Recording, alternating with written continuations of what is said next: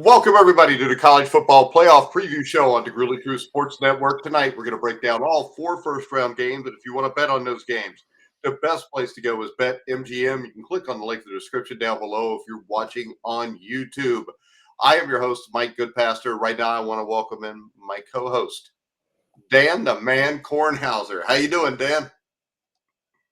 I'm glad to be on. It's been a while, you and I It's been a long time, sprinkling Dan. knowledge on our viewers.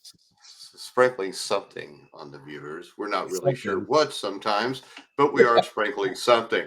All right, Dan. I would say this. I think that this is what college football should have always been.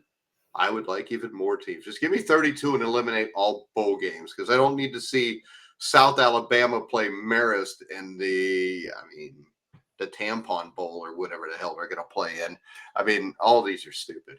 There's a Snoop Bowl now. Yeah, I'm not particularly a fan of having. I don't even know how many bowls they actually have right now, but whatever the number is, it's way too much. It was too much 10 years ago.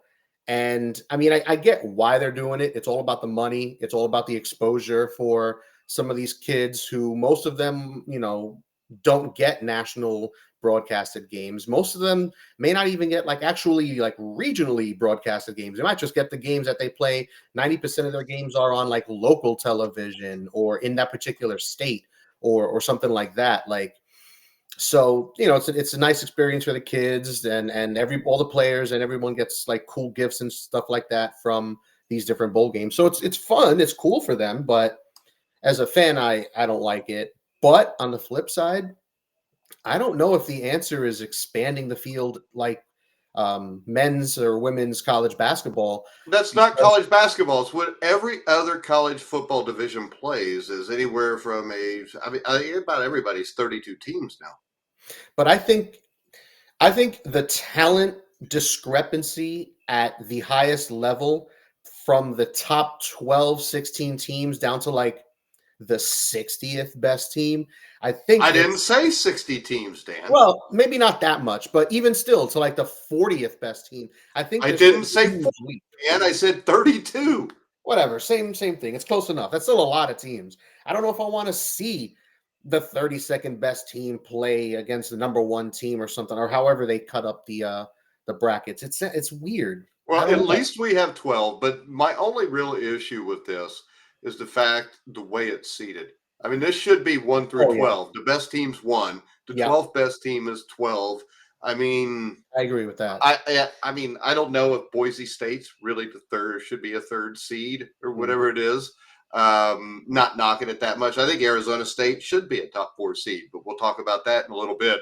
But we're going to go ahead. We're going to start off with the first game from the college football playoffs.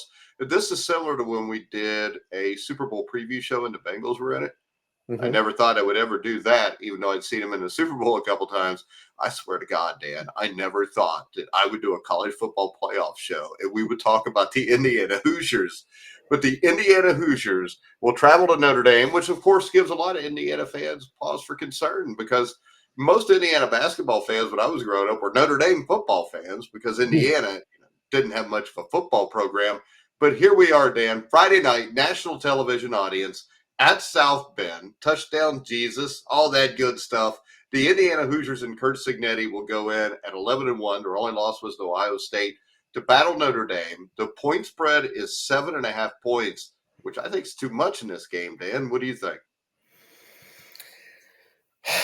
This is one of the games that, as I was looking up information and reading stats and whatever, I kept coming back to this game out of all of these as my least favorite line because I've been conflicted with both of these teams. On one hand, Penn State's really good. They've got an elite home field advantage. They've got a good defensive. Penn State? What the hell are you talking about? What are we talking about? Indiana and Notre Dame, Dan. Oh my God! I'm sorry. I was sorry. I'm all over the place. Notre Dame has, a really solid team. They've got a good dual threat quarterback. They've got an elite pass defense, third best in the nation.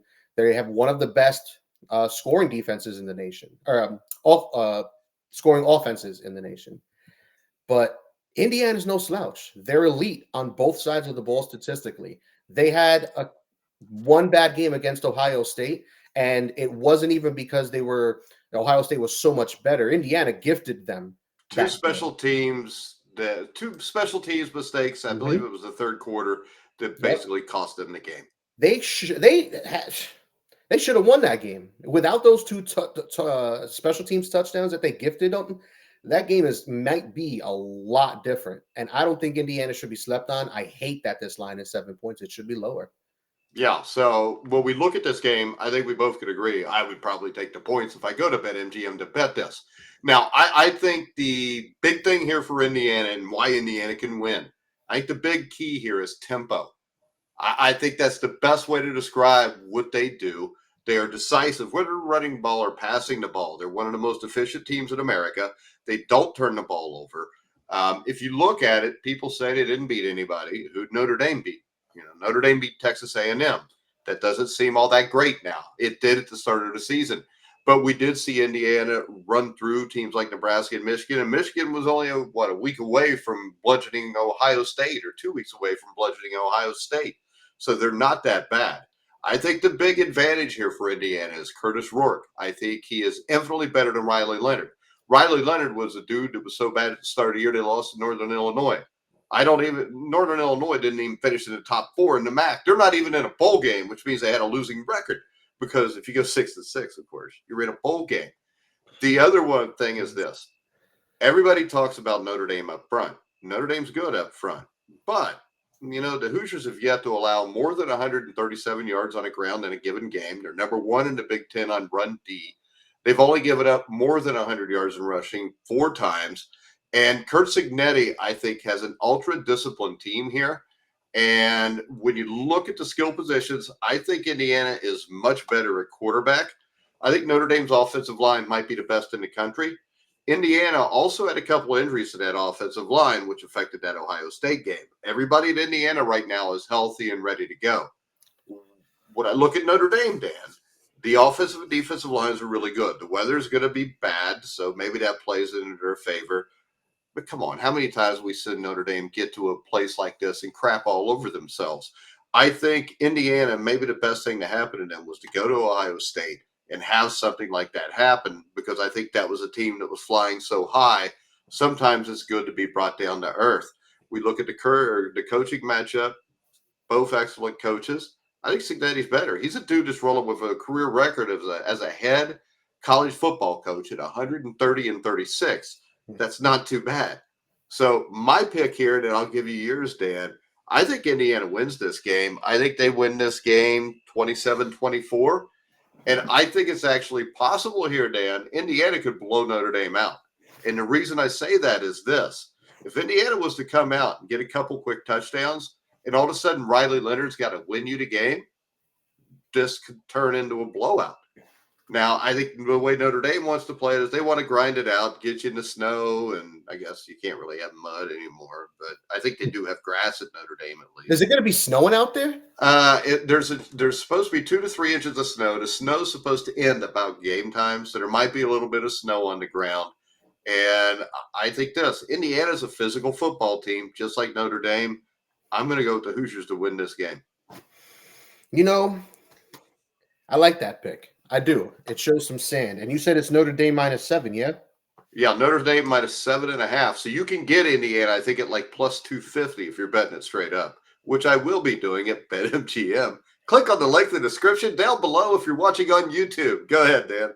So for me, I'm also going to take Indiana on this line. I don't think they'll be blowing out Notre Dame, but I want to focus on two things. For Indiana, I want them to focus on a fast start. You were talking about tempo. I want them to not struggle early downs, which is part of the reason they got in trouble at Ohio State. They had trouble with that against Michigan. If they can avoid that, they'll be in a much better off place. And on the flip side for Notre Dame, it's the turnovers. Second best turnover margin in the nation at plus 16. I've already mentioned how good they are against the pass, third best in the nation. And you've already talked about how good their defensive line is. So that's going to be a tough test for Indiana. And when they went against tough tests in teams like Michigan, who have solid pieces on their D-line, a team like Ohio State, who has a ton of 5-star rotational guys on their D-line, they struggled a bit. I wanna see how those two things go, but I'm gonna take Indiana on that 7.5 line. All right. Who are you picking to win the game, Dan? To win the game, you put me on the spot. I'm gonna take Notre Dame to get the win. You're a communist, Dan. All right. Probably voted for Kamala. All right. We're going to we'll go to our second game, which we are going to go to Clemson versus Texas. We got Texas is favored by an 11.5. Dan, I'll let you go first on this one.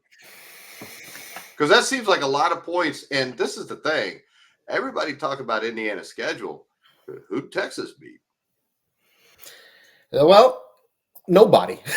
I mean, they played an SEC schedule for what that's worth, but they have 0 wins against top 25 teams. The 2 times they played someone in the top 25, Georgia twice, they lost twice. And in this last game against Georgia, they weren't particularly that good, considering, especially in the red zone, which has been a problem for them all season in converting touchdowns. They had 3 attempts in Georgia's red zone. They had 2 field goals to show for it. And they lost by just the slimmest of margins. So things like that stick out to me. And, you're playing against a Clemson team that has a really good offense. I mean, statistically, numbers-wise, 43rd rushing, 17th passing, but 12th overall. And Cade Klubnik has been a dual threat guy all season. I think he's got 500 or something like that rushing yards, and he can move the ball when he gets in a rhythm. But honestly, 11.5, it's a little high for my taste, but it is. College has crazy lines like this. I don't hate it though, because I don't think Clemson belongs, to be completely honest. Who belonged instead? That's a tough question. I don't know. That's because this is the thing. Maybe Everybody can be out there screaming Alabama. Yeah, but Hmm. Alabama. I mean, look at who they lost. They lost They're to better than Vanderbilt in Clemson, the in my game that opinion. really killed them. They lost to Oklahoma 24-3, and Oklahoma's not that good. And that was only like 3 weeks before the end of the season. That's what kept them out. So Clemson beat SMU. And I think SMU is one of the 12 best teams in the country. Now, they did kind of bum rush them at the start and then hold on for dear life after that. But is what it is. So you want to take Texas, or you want to take Clemson and give the 11.5 points? I'm going to give the 11.5. I'm going to take Texas on that minus 11.5, and I'm going to take Texas for the win outright. Yeah. All right. So this is what I've got here. I think this is a huge stretch because of one thing. Steve Sarkisian, when has he won a big game? Dabo Swinney, after losing their first 2 college football playoff games, has been 11-3 in these situations. Yep. I mean, he's a really good football coach, and all the pressure in the world is on Texas here. And this is a Texas team that struggled to beat a lot of teams that weren't that good. I mean, Vandy, they struggled a few times. The problem with Clemson is this. The run defense was hammered against South Carolina. It was hammered against Louisville. And on the flip side, Clemson has to be in control from the start, and they have to be in control with the ground game. The Tigers are 7-0 this season when averaging 5 yards or more per carry. All 7 wins were by double digits.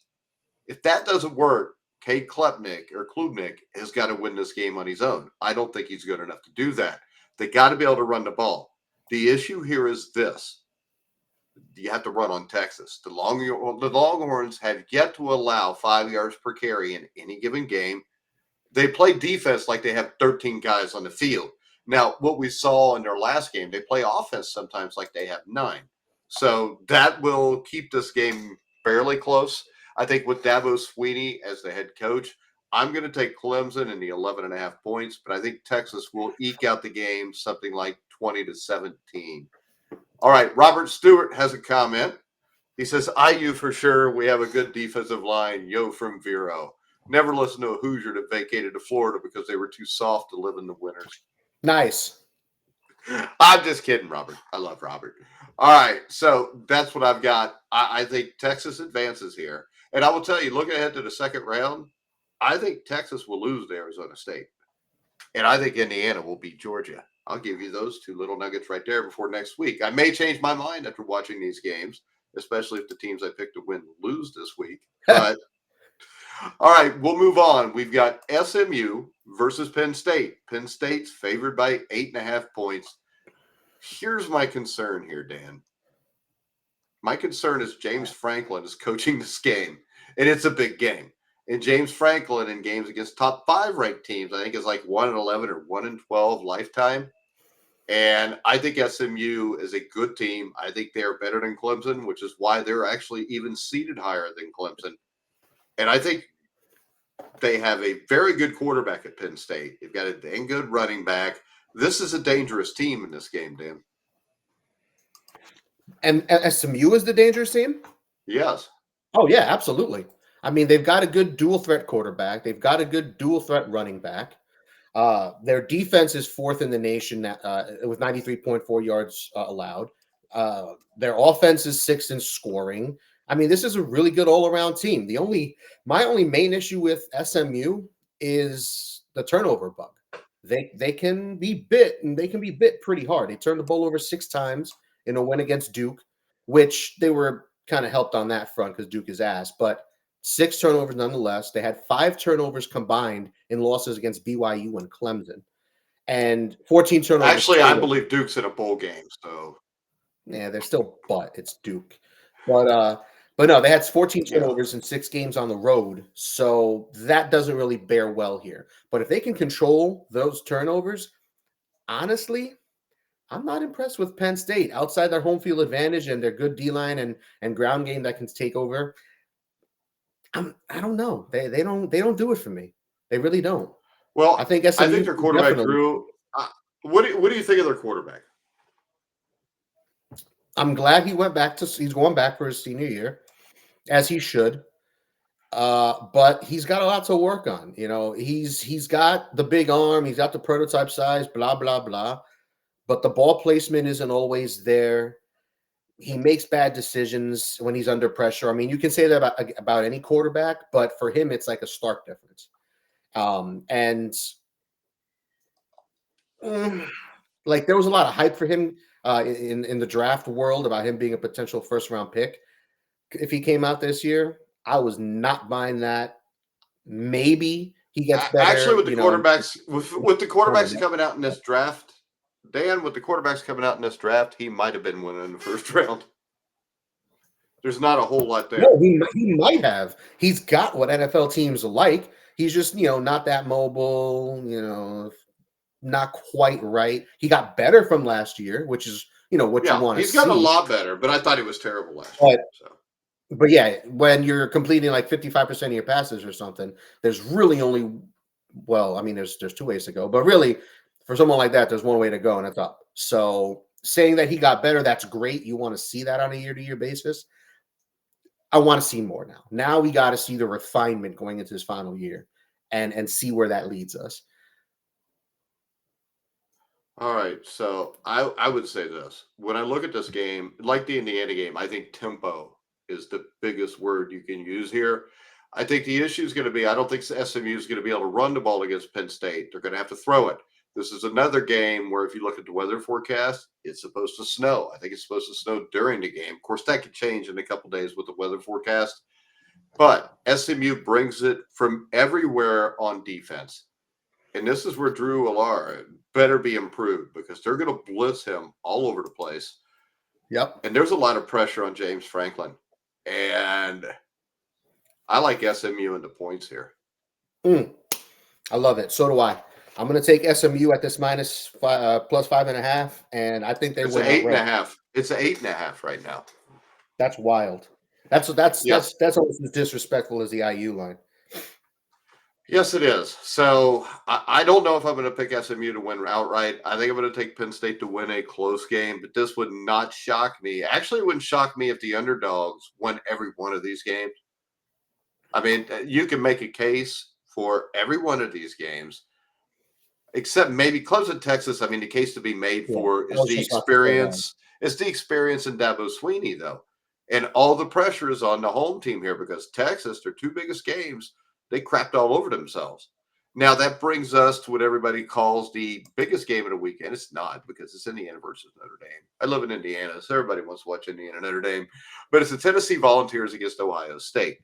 Now, My issue here is I think I saw a stat the other day where Tennessee, when scoring less than 20 points, has won like 2 games in the last decade. My problem with Tennessee against the Ohio State defense, Dan, is how are they going to score? I mean, that's a fair question considering that Ohio State's defense leads the nation in red zone touchdown percentage. They've got guys like Caleb Downs in the secondary, who is a beast and one of the best defensive backs in the nation. You got a defensive lineman, and I'm going to slaughter his name because I'm absolutely awful with name pronunciation. So I apologize. And reading. You're But terrible at reading, too. JT Tuimoloau. See, this is the question I have for a man such as yourself. Moloau. You saw that name. Why'd you even bring it up? What do you mean? See, I mean, I've done these hockey shows before where I can't pronounce hardly anybody that's a foreigner's name, and I just wouldn't even bring them up. I would just talk about the dudes I could remember their names. Well, if it was some nobody, who was a linebacker in college and not going to be anything in the pros, I made me gloss over him. But this guy's a potential high, draft pick in the NFL, one of their better defensive players, who I think it's worth mentioning. But yeah, I've always had a problem with pronouncing names. When I was in high school, instead of Ruben Drones, I pronounced it Ruben Drugans, live on air when I was doing my radio show. Did you call Bobby Hebert, Bobby Hebert? I probably would have, honestly. Oh, yeah, you're not that old. All right, so my other question is this. I think this game hinges on whether Ohio State plays to win the damn thing or not, or if they do it like they did against Michigan, where they come out really tight and the game's close at the end and they basically just run the ball and hope their defense can win the game. I think Will Howard is a decent quarterback. Chip Kelly's the offensive coordinator. Ryan Day, I mean, let's face it, he loses a lot of big games to Michigan, a lot of games in playoffs, because I think a lot of times when I watch him play, I think he's playing not to lose. If they play not to lose here, is the only way they can lose this game, because I think Ohio State is the most talented team in college football. They just don't play like it because they're not coached like it. So you think Day is the problem there? I think Day is an enormous problem there. Now, wait a second. This is a dude in the Michigan game. All right. Game's tied. Michigan's going to score. It's like third down. And he uses back-to-back timeouts and gets a penalty and gives them a first down. So he gets the ball back with like 50 seconds left instead of the ball back with 1:50 left to try to tie the game. That is just, you can't do that. You have to know the rules. He didn't even know the rule. I mean, they called timeout. They bring them over. They talk about what they're going to do. They put them back on the field. And then they have to call timeout again. I mean, it's ignorant. I think Ryan Day is a huge problem. I think he's a terrible football coach. I think him and James Franklin, should be coaching Pee Wee football against each other. Maybe you could do a little Giants too, where they're the two assholes that coach the team. Damn. It's like that? Damn, Mike. It's like that. Yes, it is. Now, here's a question for you. And it's funny you mentioned Day and how little you think of him, because there's rumors that I think Mike Vrabel is going to be getting a coaching job. And there's rumors he might go to Ohio State. Dude, that is perfect. I think Mike Vrabel would kick ass at Ohio State. Do you think if Ohio State loses in disgusting fashion, let's say they get blown out by like 20 or 30 points, does Day get fired? Well, Robert Stewart says, I hear Day is gone if they don't win, which I don't know who Robert's sources are because he's an IU fan living in Florida. So we'll take it with a grain of salt. But everybody, see, this is the reason you hear that, Robert. There's fire, man. There's like millions of illiterate Ohio State fans that every time they lose get drunk and scream, we're going to fire Ryan Day. The problem is they're right. So sometimes a drunken squirrel finds a nut every once in a while. So I think I find it unlikely he gets fired. But if I was him, I would not lose this game. I mean, it's kind of weird, man, considering, sure, the big game thing, but it's not like Ohio State has been bad.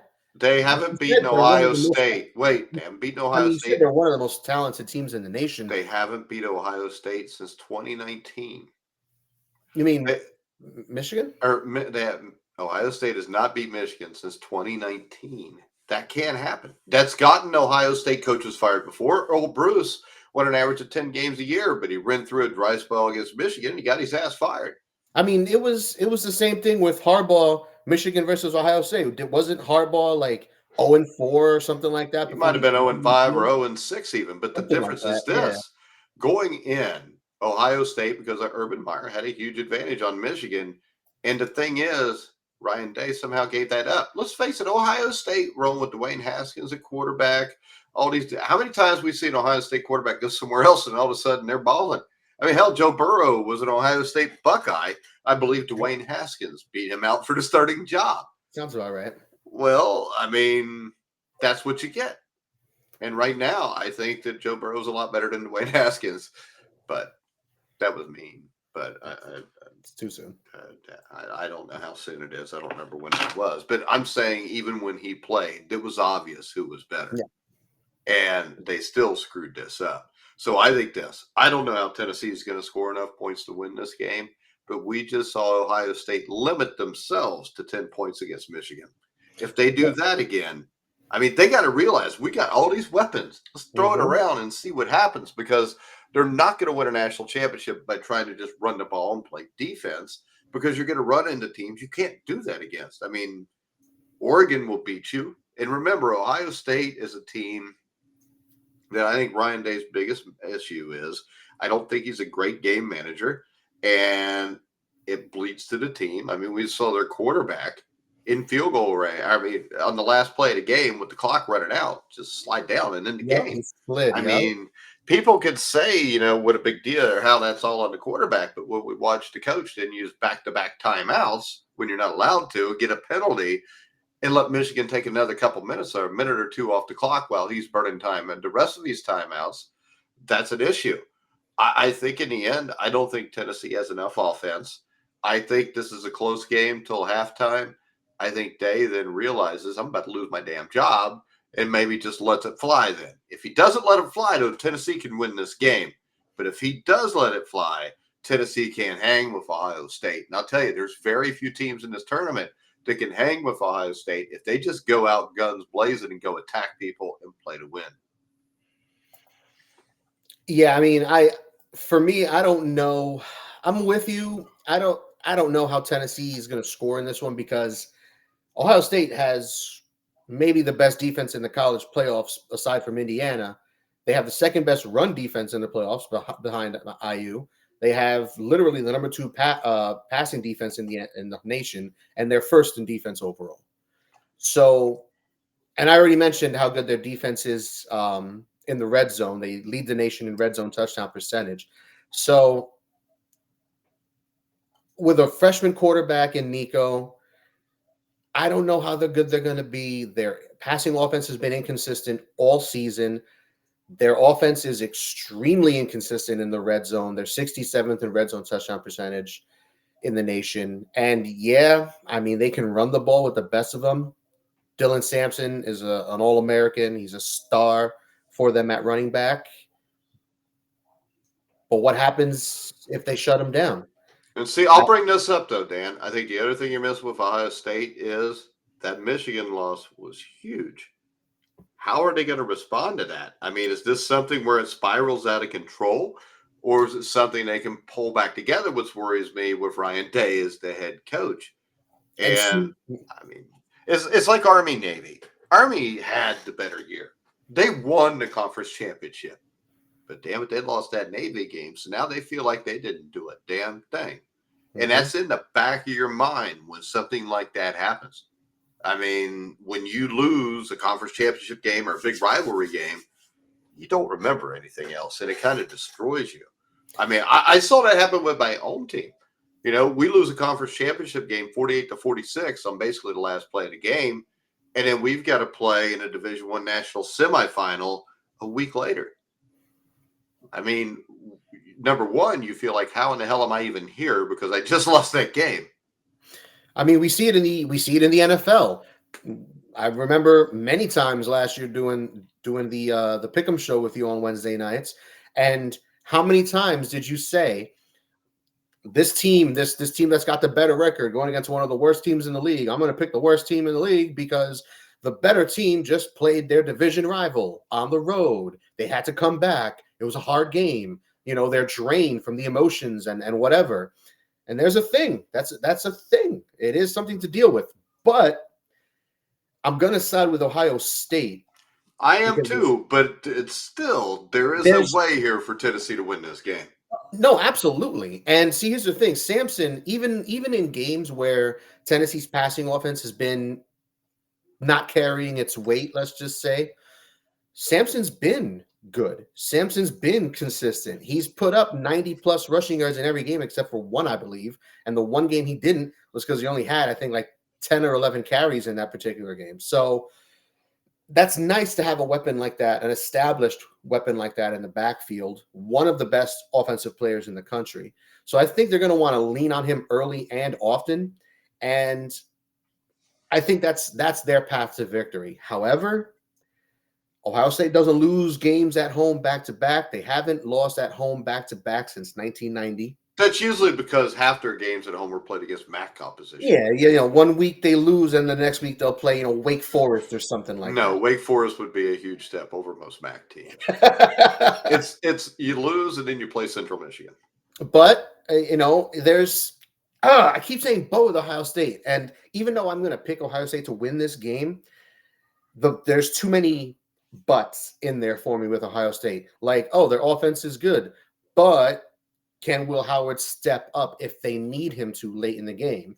Their offense is great, but their offensive line is dealing with injuries. They're probably going to be missing at least a couple of starters this week on their offensive line against Tennessee. Tennessee's got a talented SEC athletic defensive line led by James Pierce on the edge.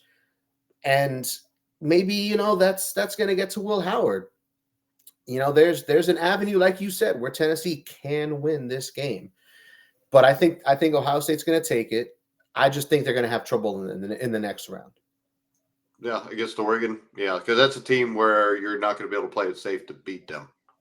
So, all right, we got to do this again Wednesday night for our quarterfinals. Yeah, so I'm taking Ohio State on this -7.5. I'm taking them to win. I am also. You're taking Ohio State on both fronts? Yeah.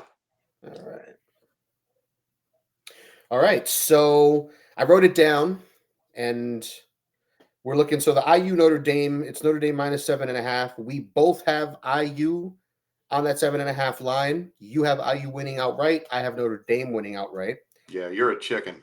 To the I have no sand. To the Clemson and Texas game, Texas is -11.5. You've got Clemson on the line, but Texas winning. I've got Texas on both. It's Penn State, SMU, Penn State -8.5. You have SMU on the line. You have Penn State winning a close game. I have SMU in both. And then Ohio State, Tennessee, it's Ohio State -7.5. You have Ohio State winning and Ohio State on the line, and so do I. All right. And if you want to bet these games, guys, you can go to BetMGM. If you're watching on YouTube, click on the link in the description down below in the video. All right, Dan, anything else before we wrap it up? I feel like there's something in college football going on that I wanted to talk about. Bill Belichick? Come on, man. I was trying to get it going for a couple more seconds and be like, I wonder what it could be. But yes, nobody knows what the hell it is. Come on, man. Let's talk about it. All right, you got 3 minutes. I promised my wife to show to go a little longer than 36 minutes and 12 seconds. Okay, so Bill Belichick, he goes to North Carolina. Why North Carolina out of any college in the nation, number one? And number two, he's done with the NFL? I thought one of his career. I believe this. He wanted to catch the all-time record. I don't think he's done with the NFL. I think the NFL is done with him. Oh, okay. Nobody wants a head coach to come in that wants total control of everything. He's not a man that made a lot of friends while he was whipping everybody's ass. He's in North Carolina because he wants to coach football and he has to go to college. And North Carolina has a ton of money. They've got a lot of NIL money. Now they're going to have even more. And hey, let's face it, the greatest player he ever coached played at North Carolina. Who? Lawrence Taylor. Oh my God. You're a moron. Jeez. I think we lost Dan. Dan, are you there? Dan, you're froze up, Dan. All right, we're going to go ahead. We're going to wrap this up unless Dan comes back to life here because he's paused right now because he has crappy internet in New Jersey. I think the drones are blocking his Wi-Fi signal. But remember to follow us on X at Grueling Truth.